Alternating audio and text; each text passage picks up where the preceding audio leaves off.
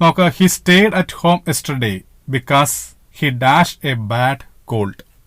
ഇത് വളരെ സിമ്പിൾ ആയിട്ടുള്ള ഒരു ചോദ്യമാണ്. ഇവിടെ പറഞ്ഞിരിക്കുന്നത് വാസ്, ഹാവ്, ഹാസ്, ഹാഡ്, ഇങ്ങനെയാണ് ഓപ്ഷൻ കൊടുത്തിരിക്കുന്നത്. അപ്പോൾ ഇവിടെ എന്താ പറയുന്നത്? He stayed. സ്റ്റേഡ് എന്ന് പറയുന്ന വെർബ് കണ്ടപ്പോൾ തന്നെ മനസ്സിലായി ഇത് ഏത് ടെൻസുമായി ബന്ധപ്പെട്ടുള്ള കാര്യമാണ്? സിമ്പിൾ പാസ്റ്റുമായി ബന്ധപ്പെട്ട കാര്യമാണ് മനസ്സിലായി. അതായത് കഴിഞ്ഞ കാലത്ത് നടന്ന സംഭവമാണ്. നമ്മൾ എപ്പോഴും ഒരു സെന്റൻസ് കിട്ടിക്കഴിഞ്ഞാൽ അതിൻ്റെ വെർബിലേക്ക് നമ്മുടെ ശ്രദ്ധ പോകണം. കാരണം അത് ഏത് ടെൻസാണ് നമുക്ക് അറിയാൻ വേണ്ടി. അങ്ങനെ ടെൻസിനനുസരിച്ചേ നമുക്ക് എന്ത് ചെയ്യാൻ പറ്റത്തുള്ളൂ? ഓപ്ഷൻ എഴുതാൻ പറ്റുകയുള്ളൂ. അപ്പോൾ ഇവിടെ ഹി സ്റ്റേഡ് എന്ന് പറയുമ്പോൾ തന്നെ അത് പാസ്റ്റ് ടെൻസായി. അപ്പം നമ്മുടെ ഈ പറയുന്ന ഓപ്ഷൻസിനകത്തെ ഹാസിനെയും ഹാവിനെയും നമുക്ക് പരിഗണിക്കേണ്ട. കാരണം ഹാസും ഹാവും പ്രസന്റ് ടെൻസിന്റെ സഹായക്രിയകളാണ്. അപ്പം ഇത് ഈ സെന്റൻസ് തുടക്കത്തിൽ തന്നെ നമുക്ക് മനസ്സിലായി ഇത് പാസ്റ്റ് ടെൻസുമായി ബന്ധപ്പെട്ട ഒരു സെന്റൻസ് ആണെന്ന് മനസ്സിലായി. അങ്ങനെ ആകുമ്പോൾ അവിടെ നമുക്ക് ഈ പ്രസന്റ് ടെൻസിന്റെ സഹായക്രിയകളായ ഹാസും ഹാവും വേണ്ട. പിന്നെ നമുക്ക് പരിഗണിക്കേണ്ടത് വാസും ഹാഡുമാണ്. അത് ഇതിലേതാണ് എന്നുള്ളത് നമ്മൾ നിർണ്ണയിക്കുന്നത് ബാക്കിയുള്ള ഭാഗം വായിച്ചാണ്. അപ്പോൾ ഹി സ്റ്റേഡ് ഇത്രയും വായിച്ചപ്പോൾ തന്നെ നമ്മൾ ഹാവിനെയും ഹാസിനെയും കട്ട് ചെയ്ത് കളഞ്ഞു. അറ്റ് ഹോം യെസ്റ്റർഡേ, യെസ്റ്റർഡേ എന്ന് വന്നപ്പോൾ തന്നെ അത് സിമ്പിൾ പാസ്റ്റായി. ബിക്കോസ് എന്താ കാരണം? ഈ കാരണം പറയുക. He dash a bad cold, ഒരു ചെറിയ പനി ഉണ്ടായിരുന്നു. കോൾഡ് ഇവിടെ ഉദ്ദേശിച്ച തണുപ്പെന്ന അർത്ഥത്തിലല്ല, നമുക്ക് പനിക്കും കോൾഡ് എന്ന് പറയും. അപ്പോൾ ഒരു ചെറിയ പനി, ഒരു വല്ലാത്തൊരു പനി അവനുണ്ടായിരുന്നു. അപ്പോൾ ഉണ്ടാകുക എന്നുള്ളതിന് നമുക്ക് ഹാസോ ഹാവ് അല്ലെങ്കിൽ ഹാവിൻ്റെ പല രൂപങ്ങൾ. ഹാവാണ് ഉണ്ടാകുക എന്നുകൊണ്ട് ഉദ്ദേശിക്കുന്നത്. ഹാസും ഹാവും ആകുമ്പോൾ ഉണ്ട് എന്ന് വരും. ഹാഡ് ആകുമ്പോഴോ ഉണ്ടായിരുന്നു, അല്ലേ? അപ്പോൾ ഇവിടെ ഉണ്ടായിരുന്നു എന്ന അർത്ഥം വരണ്ടേ. അപ്പോൾ അങ്ങനെ ആകുമ്പോൾ ഈ വാസിൻ്റെ അർത്ഥം എന്തോ? ആയിരുന്നു എന്നാണ്. ഇപ്പം ഇവിടെ he was a bad call എന്നാകുമ്പോൾ എൻ്റെ അർത്ഥം എന്തായി? അവൻ പനി ആയിരുന്നു എന്നായി പോവും, അല്ലേ? അവൻ പനി ആയിരുന്നു എന്നുള്ളല്ലോ, വാസിൻ്റെ അർത്ഥം ആയിരുന്നു എന്നാണ്. അപ്പോൾ ഇവിടെ he was a bad cold എന്നാകുമ്പോൾ എൻ്റെ അർത്ഥം എന്തായി മാറും? അവൻ പനിയായിരുന്നു എന്നാവും. ഇവിടെ നമ്മൾ എന്താ ഉദ്ദേശിക്കേണ്ടത്? അവന് പനിയായിരുന്നു. ദാറ്റ് മീൻസ് അവന് പനി ഉണ്ടായിരുന്നു. അപ്പോൾ അങ്ങനെ ഹാഡാണ് അവിടെ വരേണ്ടത്. അപ്പോൾ ഈ വാസും വരത്തില്ല, ഹാസും ഹാവ് ഓൾറെഡി നമ്മൾ കട്ട് ചെയ്തു. പിന്നെ ഇവിടെ ആപ്റ്റായിട്ട് വരുന്ന ആൻസർ ഏതാണ്? ഹാഡാണ്. അപ്പോൾ ഇതിൻ്റെ ആൻസർ ഏതാണ്? ഡി എന്ന് പറയുന്ന ഓപ്ഷനാണ്. അപ്പോൾ he stayed at home yesterday because he had a bad cold എന്നാണ് എൻ്റെ ആൻസർ. ഇനി നമുക്ക് രണ്ടാമത്തെ ക്വസ്റ്റ്യനിലേക്ക് വരാം. Look me dash when you are in India next year. അപ്പോൾ നമുക്ക് ആദ്യമേ ലുക്ക് വെച്ചുകൊണ്ടുള്ള ഫ്രേസുകൾ ഇവിടെ കൊടുത്തിട്ടുണ്ട്. ഈ ലുക്കിന് ശേഷം വരേണ്ട സംഭവങ്ങൾ പ്രിപ്പോസിഷനാണ് കൊടുത്തിരിക്കുന്നത്. ലുക്ക് ഡൗൺ വരുമോ, ലുക്കപ്പ് വരുമോ, ലുക്ക് ഇൻ വരുമോ, ലുക്ക് ഓവർ വരുമോ എന്നുള്ളതാണ്. അപ്പോൾ ഇവിടെ നമുക്ക് ഓരോന്നും പരിശോധിച്ച് നോക്കാം. എന്താ ലുക്ക് ഡൗൺ കൊണ്ട് ഉദ്ദേശിക്കുന്നത്? ലുക്ക് ഡൗൺ എന്ന് വെച്ച് കഴിഞ്ഞാൽ റിഗാർഡ് വിത്ത് കണ്ടംപ്റ്റ് എന്ന അർത്ഥം. Regard with contempt. ഇനി ലുക്കപ്പ് എന്ന് വെച്ചാൽ എന്താ ഉദ്ദേശിക്കുന്നത്? Search for information in a book, അല്ലേ? എന്താണ് search for information in a book? അതായത് ഏതെങ്കിലും ഒരു ബുക്ക് നമ്മളൊരു വിവരം തേടുവാൻ വേണ്ടി നമ്മൾ അന്വേഷിച്ച് നോക്കുമല്ലോ, അങ്ങനെ നോക്കുന്നതിനെയാണ് നമ്മൾ ലുക്കപ്പ് എന്ന് പറയുന്നത്. ഇനി ലുക്കിൻ എന്ന് പറയുമ്പോൾ എന്തായിരിക്കും? Make a short visit or call. ഏതെങ്കിലും ഒരു ചെറിയ വിസിറ്റോ അല്ലെങ്കിൽ ഒന്ന് വിളിക്കുകയൊക്കെ ചെയ്യുന്നതിന് നമ്മൾ ഫോണിലൂടെ വിളിക്കുകയൊക്കെ ചെയ്യുന്നതിന് നമ്മൾ ലുക്കിൻ എന്ന് പറയുന്നത്. ഇനി ലുക്ക് ഓവർ എന്ന് പറയുമ്പോൾ എന്തായിരിക്കും? ഇൻസ്പെക്ട്, പരിശോധിക്കുക അല്ലെങ്കിൽ സർവേ എന്നൊക്കെയാണ് അർത്ഥം. പക്ഷെ ഇവിടെ എന്താണ് അതിൻ്റെ അർത്ഥമായി വരിക? ഇവിടെ അർത്ഥമാകുന്നത് look me dash when you are in India next year. അതായത് അടുത്ത വർഷം ഇന്ത്യയിൽ നീ വരുമ്പോൾ നീ എന്ത് ചെയ്യണം? ലുക്ക് മീ ഡാഷ്, നീ എന്നെ ഒന്ന് വിളിക്കുക അല്ലെങ്കിൽ നീ എന്നെ ഒന്ന് സന്ദർശിക്കുക എന്നർത്ഥത്തില്ല. അപ്പം അങ്ങനെ നമ്മൾ സന്ദർശിക്കുക അല്ലെങ്കിൽ വിളിക്കുക എന്നർത്ഥം വരുന്ന ഏതായിരുന്നു? ലുക്കിൻ ആണ്. Look in, make a short visit or call. അപ്പോൾ അങ്ങനെ ആകുമ്പോൾ ഇവിടെ ആൻസറായി വരിക ഏതായിരിക്കും? ഈ ലുക്കിൻ എന്നുള്ളതാണ് ഇവിടുത്തെ ആൻസറായി വരിക. അപ്പം he look me in when you R India next year. അപ്പോൾ നമ്മൾ ഈ ആൻസർ മാത്രം പറഞ്ഞു പോവുകയല്ല ചെയ്തത്. നമ്മൾ എന്ത് ചെയ്തു? ഈ പറയുന്ന എല്ലാത്തിൻ്റെയും ഫ്രേസ് നമ്മൾ അതിൻ്റെ അർത്ഥം മനസ്സിലാക്കുകയും ചെയ്താണ് പോകുന്നത്. അപ്പോൾ ലുക്ക് ഡൗൺ എന്ന് പറയുമ്പോൾ എന്താണ്? Regard with contempt. Look up എന്ന് പറയുമ്പോൾ എന്താണ്? Search for information in a book. Then look in എന്നാകുമ്പോൾ make a short visit or call. Then look over എന്ന് പറയുമ്പോൾ എന്താണ്? ഇൻസ്പെക്ട് ഓർ സർവേ എന്ന് വരും. പിന്നെ അടുത്ത question, I am extremely sorry I can't talk to you now I am dash. I am extremely sorry, ഞാൻ വളരെയധികം ക്ഷമ ചോദിക്കുന്നു. എന്തുകൊണ്ട്? I can't talk to you now. എനിക്ക് താങ്കളോട് ഇപ്പോൾ സംസാരിക്കാൻ പറ്റാത്തതിൽ ഞാൻ വളരെയധികം ക്ഷമ ചോദിക്കുന്നു. ഐ ആം, കാരണം എന്താ, ഐ ആം ഡാഷ്. ഇപ്പോൾ ഇവിടെ ഒരു ഇഡിയംസ് ആണ് കൊടുത്തിരിക്കുന്നത്. Behind the time, without time, pressed for time, lost in time. ഇവിടെ ആൻസറായി വരിക പ്രസ്ഡ് ഫോർ ടൈം എന്നാണ് ഇവിടുത്തെ ആൻസർ. എന്താണ് പ്രസ്ഡ് ഫോർ ടൈം കൊണ്ട് ഉദ്ദേശിക്കുന്നത്? പ്രസ്ഡ് ഫോർ ടൈം എന്ന് പറയുമ്പോൾ എന്താ ഉദ്ദേശിക്കുന്നത്? ടു ഹാവ് നോ ടൈം എന്നാണ്, സമയമില്ല എന്നാണ്. അപ്പോൾ I am extremely sorry, I can't talk to you now, I am pressed for time, അല്ലെ, ഐ ഹാവ് നോ ടൈം എന്നാണ്. എനിക്ക് സമയം ഇല്ല, അതുകൊണ്ട് താങ്കൾ ക്ഷമിക്കണം, അതുകൊണ്ട് എനിക്ക് സമയമില്ലാത്തതുകൊണ്ട് താങ്കളോട് എനിക്ക് സംസാരിക്കാൻ കഴിയില്ല, അതിൽ ഞാൻ വളരെയധികം സോറി, ക്ഷമ ചോദിക്കുന്നു എന്നാണ് ഇവിടെ പറയുന്നത്. അപ്പം I am extremely sorry, I can't talk to you now, I am pressed for time, to have pressed for time. അതിൻ്റെ അർത്ഥം എന്താണ്? To have no time.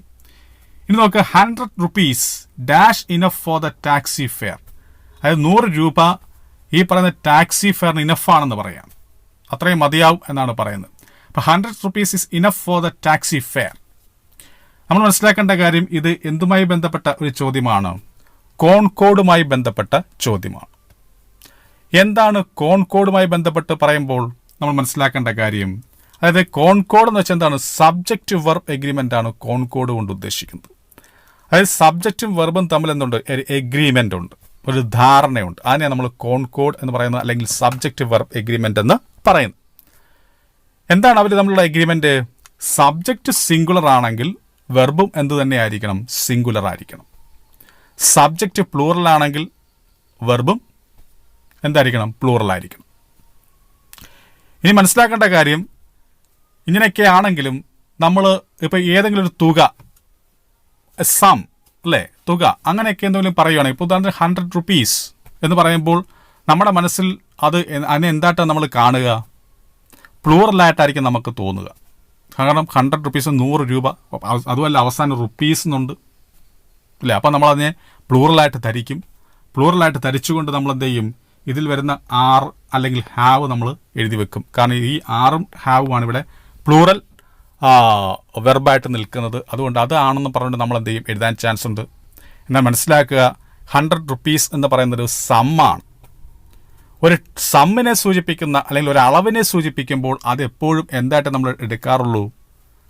സിംഗുലറായിട്ടേ എടുക്കാറുള്ളൂ. അപ്പോൾ അങ്ങനെ വരുമ്പോൾ ഇവിടെ 100 rupees എന്ന് പറയുമ്പോൾ അതൊരു സമ്മാണ്, ഒരു എണ്ണമല്ല, അല്ലേ. ഇപ്പം 100 rupees എന്ന് പറയുമ്പോൾ 100 നോട്ടുകൾ എന്നാണ് ഉദ്ദേശിക്കുന്നത്, 100 കറൻസീസ് അല്ലല്ലോ ഉദ്ദേശിക്കുന്നത്. അതിൻ്റെ എമൗണ്ട് അല്ലെങ്കിൽ അതിൻ്റെ സം പറയാണ്. അങ്ങനെ സം പറയുമ്പോൾ നമ്മൾ മനസ്സിലാക്കേണ്ട കാര്യം, അതൊരു തുകയാണ്. ഒരു തുക എപ്പോഴും എന്തായിട്ട് നമ്മൾ പരിഗണിക്കത്തുള്ളൂ? ഒരു സിംഗുലറായിട്ടേ പരിഗണിക്കത്തുള്ളൂ. അങ്ങനെ വരുമ്പോൾ 100 rupees is enough for the taxi fair എന്ന് വരും. ഇനി നോക്കുക, in which part of the sentence below is the mistake. ഇവിടെ തന്നിരിക്കുന്ന സെന്റൻസുകളിൽ 2 സെന്റൻസ് ഉണ്ട്, 5ഉം 6ഉം. അതിൽ ആ സെന്റൻസുകളിൽ ഏത് പാർട്ടിലാണ് തെറ്റെന്നാണ് ചോദിച്ചിരിക്കുന്നത്. അപ്പോൾ നമുക്ക് നോക്കാം. He has delivered A best speech on the topic. ഇവിടെ ഹി ഹാസിന്റെ ഭാഗത്ത് തെറ്റുണ്ടെങ്കിൽ ഇവിടെ എ എന്ന ഓപ്ഷൻ നമുക്ക് മാർക്ക് ചെയ്യാം. ഡെലിവേർഡ് എന്നുള്ള ഭാഗത്ത് തെറ്റുണ്ടെങ്കിൽ നമുക്ക് ബി എന്ന് പറയുന്ന ഓപ്ഷൻ നമുക്ക് മാർക്ക് ചെയ്യാം. ഇനി എ ബെസ്റ്റ് സ്പീച്ച് ആണെങ്കിൽ അവിടെ നമുക്ക് മാർക്ക് ചെയ്യാം. ഇനി ഓൺ ദ ടോപ്പിക് ആണെങ്കിൽ അവിടെ നമുക്ക് മാർക്ക് ചെയ്യാം. അപ്പോൾ ഇതിലെ തെറ്റ് എന്ന് പറയുന്നത് എന്തായിരിക്കും ഇവിടുത്തെ തെറ്റ്? നോക്കുക, ഹി ഹാസ് ഡെലിവേർഡ്, അവിടെ തെറ്റൊന്നുമില്ല, കാരണം പ്രസന്റ് പെർഫെക്റ്റിലാണ് പറയുന്നത്. അതുമല്ല, ഹീയുടെ കൂടെ ഹാസേ ചേരത്തുള്ളൂ, കാരണം സബ്ജക്ട് സിംഗുലർ ആണെങ്കിൽ വെർബും സിംഗുലർ ആയിരിക്കണം, അപ്പോൾ പ്രശ്നമില്ല. പിന്നെ a best speech on the ടോപ്പിക്കിനകത്തും പ്രശ്നമില്ല. ഏതെങ്കിലും ടോപ്പിക്കിനെ കുറിച്ച് പറയുമ്പോൾ നമ്മൾ ഓൺ എന്ന് പറയുന്ന പ്രിപ്പോസിഷനാണ് ഉപയോഗിക്കേണ്ടത്, അപ്പോൾ അതുകൊണ്ട് തന്നെ അവിടെയും പ്രശ്നമില്ല. പിന്നെ എവിടെയാണ് പ്രശ്നം? ഈ എ ബെസ്റ്റ് സ്പീച്ച് എന്നുള്ളിടത്താണ് പ്രശ്നം. എന്താണ് ആ പ്രശ്നം? ബെസ്റ്റ് സ്പീച്ച് എന്ന് പറയുന്നത് എന്താണ്? ഒരു സൂപ്പർലേറ്റീവ് ഡിഗ്രിയാണ്. ബെസ്റ്റ് അല്ലെ, ബെസ്റ്റ് സ്പീച്ച് അല്ല, ബെസ്റ്റ് എന്ന് പറയുന്നത് എന്താണ്? ഒരു സൂപ്പർലേറ്റീവ് ഡിഗ്രിയിലുള്ള അഡ്ജക്റ്റീവാണ്. നമ്മൾ മനസ്സിലാക്കേണ്ട കാര്യം, സൂപ്പർലേറ്റീവ് ഡിഗ്രിയിലുള്ള അഡ്ജക്റ്റീവ് വരുമ്പോൾ അതിൻ്റെ തൊട്ട് മുൻപിൽ നമ്മൾ ദ എന്ന് പറയുന്ന ഡെഫിനിറ്റ് ആർട്ടിക്കിൾ ആയിരിക്കണം ഉപയോഗിക്കേണ്ടത്. എന്നാൽ ഇവിടെ ഉപയോഗിച്ചിരിക്കുന്നത് എന്താണ്? എ ആണ്. എ എന്ന് പറയുന്നതാണ് ഇൻഡെഫിനിറ്റ് ആർട്ടിക്കിളാണ്. ഒരു എന്ന അർത്ഥം വരുന്ന ഇൻഡെഫിനിറ്റ് ആർട്ടിക്കിൾ ആണ്.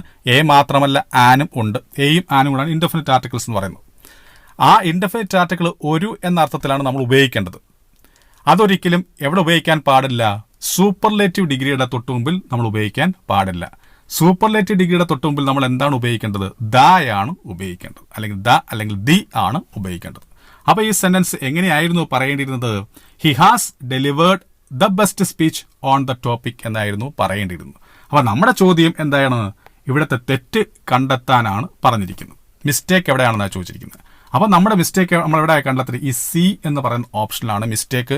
അപ്പൊ ഇവിടുത്തെ ആൻസറായി വരിക സി ആയിരിക്കും ഇവിടുത്തെ ആൻസറായി വരിക. ഇനി നമുക്ക് നോക്കാം അടുത്ത sentence. I received a cheque for 1 lakh rupees as advance for my book. ഇവിടെ ഐ റിസീവ്ഡ് എന്ന് കൊടുത്തിട്ടുണ്ട്, a cheque for 1 lakh rupees എന്നുള്ളത് കൊടുത്തിട്ടുണ്ട്, ആസ് അഡ്വാൻസ് എന്നുള്ള സി എന്ന് കൊടുത്തിട്ടുണ്ട്, ഫോർ മൈ ബുക്ക് എന്നുള്ള ഡി എന്ന് കൊടുത്തിട്ടുണ്ട്. ഒറ്റയടിക്ക് വായിച്ചു നോക്കുമ്പോൾ ഒരു പ്രശ്നവും കാണുന്നില്ല. ഐ റിസീവ്ഡ്, ഞാൻ സ്വീകരിച്ചു. എന്ത്? A cheque for 1 lakh rupees, 1 ലക്ഷത്തിന്റെ ചെക്ക് ഞാൻ സ്വീകരിച്ചു. ആസ് അഡ്വാൻസ് ആയിട്ട് ഫോർ മൈ ബുക്ക്, ആ ബുക്കിന് വേണ്ടി എന്നാണ്. അപ്പൊ നമ്മൾ ശ്രദ്ധിക്കാതെ പോകുന്നൊരു ഭാഗമുണ്ട്. ഈ ചെക്ക് എന്ന് പറയുന്ന വാക്ക്, ഈ ചെക്കിന്റെ സ്പെല്ലിംഗ് എന്തോ? CHECK ചെക്ക് എന്ന. അതിന്റെ അർത്ഥം എന്തോ? പരിശോധിക്കുക, ചെക്ക് ചെയ്യുക എന്നൊക്കെ അർത്ഥമില്ല. എന്നാൽ നമ്മൾ ഉദ്ദേശിക്കുന്ന ചെക്ക് അതിന്റെ സ്പെല്ലിംഗ് എങ്ങനെയായിരിക്കും? ഈ കിടക്കുന്നതാണ്. ഏത്? CHEQUE എന്നാണ് ചെക്കിന്റെ സ്പെല്ലിംഗ്. അപ്പൊ അതായിരുന്നു ഇവിടുത്തെ പ്രശ്നം. അങ്ങനെയാകുമ്പോൾ ഈ പ്രശ്നം പറ്റിയ മേഖല എന്ന് പറയുന്നത് ബി എന്ന് പറയുന്ന ഓപ്ഷനാണ്. അപ്പൊ ഈ ക്വസ്റ്റ്യനകത്ത് ഈ പറയുന്നത് പോലെ ചോദിക്കുകയാണെങ്കിൽ മിസ്റ്റേക്ക് എവിടെയാണെന്ന് ചോദിക്കുമ്പോൾ ഈ ബി എന്ന് പറയുന്ന ഓപ്ഷനാണ് മിസ്റ്റേക്ക്. അപ്പൊ നമ്മുടെ ഈ 6ാമത്തെ ക്വസ്റ്റ്യന്റെ ആൻസർ എന്ന് പറയുന്നത് ബി എന്ന് പറയുന്ന ഓപ്ഷനാണ്. നോക്കുക 7ാമത്തെ ക്വസ്റ്റ്യൻ എന്തായിരുന്നു?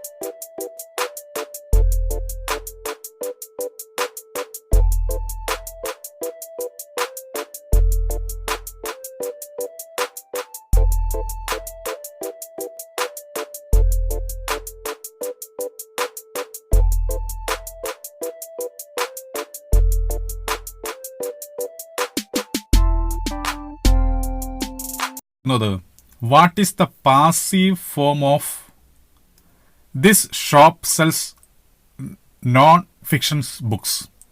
This shop sells non-fiction books. അല്ലേ? അപ്പോൾ ഈ ഷോപ്പ് ഏത് ബുക്കുകൾ വിൽക്കുന്നുണ്ട് അല്ലെങ്കിൽ വിൽക്കാറുണ്ട്? Non fiction. എന്താ ഫിക്ഷൻ? നോവൽ എന്നർത്ഥം. ഫിക്ഷൻ മീൻസ് നോവൽ എന്നാ. അപ്പൊ നോൺ ഫിക്ഷൻ എന്ന് പറയുമ്പോൾ നോവൽ അല്ലാത്ത ബുക്കുകൾ എന്നാ ഉദ്ദേശിക്കുന്നത്.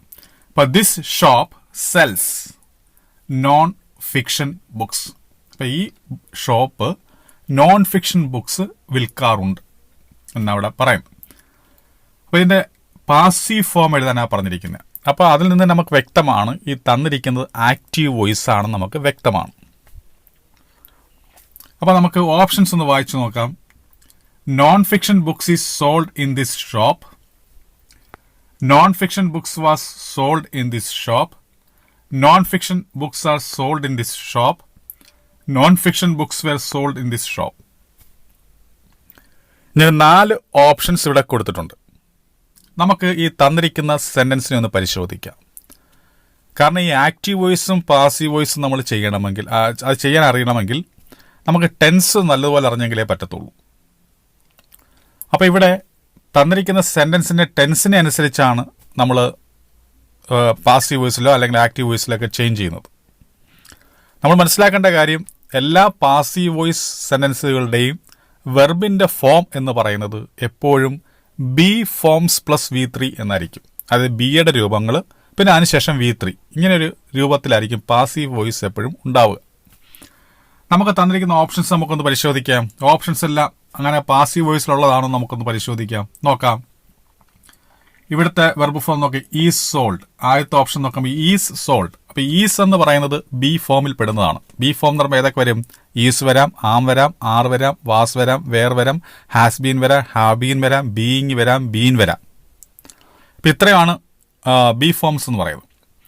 അപ്പൊ അതിൽ ഈസ് എന്ന് പറയുന്നത് ബി ഫോം ആണ്. പിന്നെ സോൾഡ് എന്ന് പറയുന്നത് ഈ സെല്ലിന്റെ V3 ആണ് വന്നിരിക്കുന്നത്. ഓക്കെ, അപ്പം അതും തന്നിരിക്കുന്ന ഫസ്റ്റ് ഓപ്ഷൻ പാസീവ് വോയിസിൽ തന്നെയാണ്. അതുപോലെ രണ്ടാമത്തെ ഓപ്ഷൻ നോക്കാം, വാസ് സോൾഡ്. ശരിയാണ്, വാസ് എന്ന് പറയുമ്പോൾ അതും ബി ഫോംസിൽ പെടുന്നതാണ്. പിന്നെ സോൾഡ് V3. ഇനി ആർ സോൾഡ്. ഓക്കെ, ആറും ബി ഫോമിൽ പെടുന്നതാണ്. പിന്നെ സോൾഡ് എന്ന് പറയുന്നത് V3 ആണ്. പിന്നെ വേറും എന്ത് തന്നെയാണ്? ഈ പറയുന്ന പോലെ ബി ഫോംസിൽ പെടുന്നതാണ്. സോൾഡ് എന്ന് പറയുന്നതും V3 ആണ്. പിന്നെ ഈ തന്നിരിക്കുന്ന എല്ലാം ഒബ്ജക്റ്റിലാണ് തുടങ്ങിയിരിക്കുന്നത്. ഇവിടെ ദിസ് ഷോപ്പ് എന്ന് പറയുന്നത് സബ്ജക്റ്റ്, സെൽസ് എന്ന് പറയുന്നത് വെർബ്, നോൺ ഫിക്ഷൻ ബുക്സ് എന്ന് പറയുന്നത് ഒബ്ജക്റ്റിലാണ് എല്ലാം തുടങ്ങിയിരിക്കുന്നത്. കാരണം പാസീവ് വോയിസിന് എന്തിനാണ് പ്രാധാന്യം കൊടുക്കുന്നത്? ഒബ്ജക്റ്റിനാണ് പ്രാധാന്യം കൊടുക്കുന്നത്. അപ്പോൾ ഇത് ഈ തന്നിരിക്കുന്ന ഓപ്ഷൻസ് എല്ലാം ഒബ്ജക്റ്റിൽ തന്നെ തുടങ്ങിയിട്ടുണ്ട്. പിന്നെ വെർബ് ഫോംസ് എല്ലാം V3 ഫോമിലാണ് തന്നിരിക്കുന്നത്. അപ്പോൾ നമുക്കതിൽ നിന്നൊരു കാര്യം വ്യക്തമായി, തന്നിരിക്കുന്ന ഓപ്ഷൻസ് എല്ലാം ഏത് വോയിസ് ആണ്? പാസീവ് വോയിസ് ആണെന്ന് മനസ്സിലായി. അപ്പോൾ ഇനി ഇതിന് പറ്റുന്ന പാസീവ് ഫോം എഴുതാനാണ് നമുക്ക് ശ്രമിക്കേണ്ടത്. അപ്പോൾ ഇതിന് പറ്റുന്ന ഫോമാണോ നമ്മൾ നോക്കുന്നത്? എങ്ങനെയാ? ഈ ടെൻസിനനുസരിച്ച്, അതായത് ഈ തന്നിരിക്കുന്ന സെന്റൻസിന്റെ ടെൻസിനനുസരിച്ചുള്ള അതേ ടെൻസ് ഫോമിലുള്ള പാസീവ് ഫോം നമ്മൾ എടുത്ത് എഴുതി കഴിഞ്ഞാൽ നമുക്ക് ആൻസറായി. അപ്പോൾ നമുക്ക് ഈ തന്നിരിക്കുന്ന സെന്റൻസ് ടെൻസ് ഒന്ന് പരിശോധിക്കാം, നോക്കാം. ദിസ് ഷോപ്പ് എന്ന് പറയുന്നത് സബ്ജക്റ്റ്. പിന്നെ സെൽസ് എന്ന് പറയുമ്പോൾ സെല്ലിന്റെ കൂടെ, സെൽ എന്ന് പറയുന്ന വെർബിനോട് കൂടി എന്തുണ്ട്? ഡസ് ഉണ്ട്. ഏതെങ്കിലും ഒരു വെർബിനോട് കൂടി നമ്മൾ ഇസ് എന്ന സൗണ്ട് വരികയാണെങ്കിൽ അവിടെ എന്ത് വിചാരിച്ചോണം? അവിടെ സഹായക്രിയ. നമുക്ക് എങ്ങനെയുള്ള സാഹചര്യത്തിലാണ് സഹായക്രിയയെ കണ്ടെത്താൻ പറ്റിയില്ലെങ്കിലുള്ള സാഹചര്യം? നമുക്ക് സഹായക്രിയയെ നേരിട്ട് കാണാൻ പറ്റാത്തത് ഏതൊക്കെ സഹായക്രിയകൾ കൂടിച്ചേരുമ്പോഴാണ്? ഡൂവും ഡസ്സും ഡിഡും. ഡു ചേർന്ന് കഴിഞ്ഞാൽ ആ വെർബിന് ഒരു മാറ്റവും സംഭവിക്കത്തില്ല, പക്ഷെ അർത്ഥത്തിന് മാറ്റം സംഭവിക്കും. ഇപ്പം ഡു പ്ലസ് പ്ലേ, അത് പ്ലേ ആയിട്ടൊക്കെ തന്നെ കാണത്തുള്ളൂ. അതുപോലെ പ്ലേസ് എന്ന് പറയും, പ്ലേസ് അല്ലെങ്കിൽ ടീച്ചേഴ്സ് അല്ലെങ്കിൽ വാക്സ് എന്നൊക്കെ പറയുമ്പോൾ അവിടുത്തെ സഹായക്രിയ ഏതായിരിക്കും? ഡസ് ആയിരിക്കും. പിന്നെ ടോക്ഡ്, പ്ലേഡ് എന്നൊക്കെ പറയുമ്പോൾ അവിടെ ഡിഡ് ആയിരിക്കും സംഭവം. അപ്പം നമുക്കിവിടെ സെൽസ് എന്ന് കണ്ടപ്പോൾ നമുക്ക് മനസ്സിലായി ഡസ് ആണെന്ന്. അപ്പം subject plus does plus verb, അങ്ങനെ പറയുന്നത് ഏത് ടെൻസാ? സിമ്പിൾ പ്രസന്റ് ടെൻസ് ആണ് അല്ലേ? ഇവിടെ കൊടുത്തിട്ടുണ്ട് ആക്റ്റീവ് വോയിസ്. ഈ പറഞ്ഞിരിക്കുന്നതിന്റെ അതേ കൺസ്ട്രക്ഷൻ. സബ്ജക്റ്റ് ഇവിടെ this shop, do or does, അത് ഡസ് ആണ് ഇവിടെ വന്നിരിക്കുന്നത്, പ്ലസ് വെർബ് സെൽ. അപ്പൊ does plus verb, does plus cell, cells എന്നായി. പിന്നെ ഒബ്ജക്റ്റ്, അതാണ് നോൺ ഫിക്ഷൻസ്. ഇനി ഇതിന്റെ പാസീവ് വോയിസിലേക്ക് മാറ്റണമെങ്കിൽ, അപ്പൊ ഇത് ഈ ഫോമിലുള്ള ഒരു സെന്റൻസ് ആണെന്ന് മനസ്സിലായി. ഇതെന്ന് പറയുന്നത് സിമ്പിൾ പ്രസന്റ് ടെൻസ് ആണ്. ഇനി ഈ ഫോമിലുള്ള പാസീവ് വോയിസിലേക്ക് മാറണമെങ്കിൽ ഇതേ കൺസ്ട്രക്ഷനിൽ വരണം. എങ്ങനെ? ആദ്യം ഒബ്ജക്റ്റ്, പിന്നെ ഈസ് അല്ലെങ്കിൽ ആം അല്ലെങ്കിൽ ആർ. അതെന്തിനെ ആശ്രയിച്ചാണ്? ഒബ്ജക്റ്റിനെ ആശ്രയിച്ചാണ്. നോക്കാം, ഇവിടുത്തെ ഒബ്ജക്റ്റ് എന്ന് പറയുന്നത് നോൺ ഫിക്ഷൻ ബുക്സ് എന്നാണ് അല്ലെ? നോൺ ഫിക്ഷൻസ് ബുക്സ് എന്നാണ് ഇവിടുത്തെ ഒബ്ജക്റ്റ് എന്ന് പറയുന്നത്. ഇവിടുത്തെ ഒബ്ജക്റ്റ് എന്താണ്? Non fiction books. ഈ നോൺ ഫിക്ഷൻ ബുക്സ് എന്ന് പറയുന്നത് എന്താണ്? അത് പ്ലൂറലാണ്.